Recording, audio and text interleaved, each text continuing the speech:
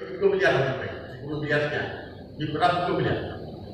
Diputuskan dalam katakan masjidnya aset dengan syariat Islam Provinsi Aceh. Maka belumnya masjid dalam masyarakat ya hijau perintah kita akan masjid provinsi itu enggak belumnya.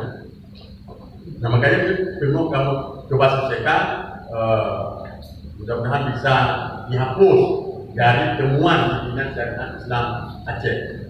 Nah, yang kan pekerjaan luar biasa. Nah, Lom sebagai kepala dinas tidak bisa lagi. Saya menyelesaikan itu aku yang kadang-kadang bukan Lom itu. Karena selesai pada masa lalu, Lom sebagai kepala dinas harus menyelesaikan. Nanti bukan kalau Lom pun aja. 60 miliar. Nah, termasuklah temuan-temuan tentang sajadah 1,9 miliar. Tapi kalau selesai, temuan BPK. Nah, termasuk sajadah-sajadah yang nah, yang mungkin prokurir tak ada juga sajadah. Dia juga berita-berita lepas itu kok ikut jangan.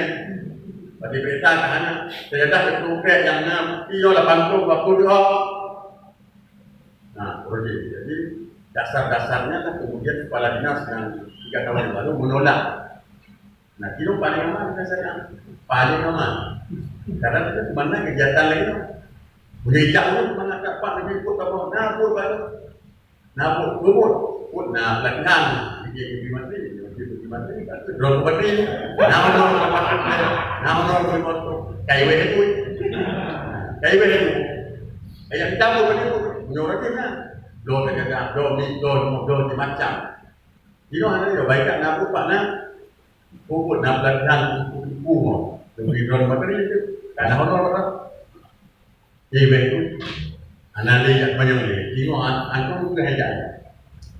Jadi paling aman kamu pakai. Nah, jadi yang harus kamu pikir, kamu pemahaman di provinsi memang anali yang ada lagi. Nah, kamu berusaha ada aja guna lo, tetapi dengan cara-cara yang berdasarkan fakta. Makanya kamu sedang melakukan pendataan masjid seluruh Aceh, Aceh Utara, kalau mereka telah dibuat. Yang kamu datang di semua. Nah, aplikasi menurut aplikasi si masa masjid dia begitu. Masjid tu apa kalau? Karena yang itu kabupaten kota kalau masalah kali kalau kita taruh bantu dari Arabia. Yang tu Pak WC gambar WC dinamik anak-anak di Bandung itu lah aplikasinya. Nah, kita harapkan ke depan bisa tahu itu buat masjid untuk umum.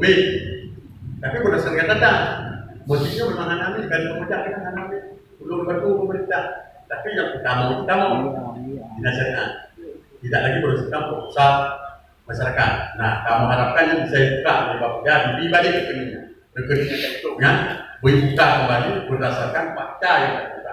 Yang penting kalau belum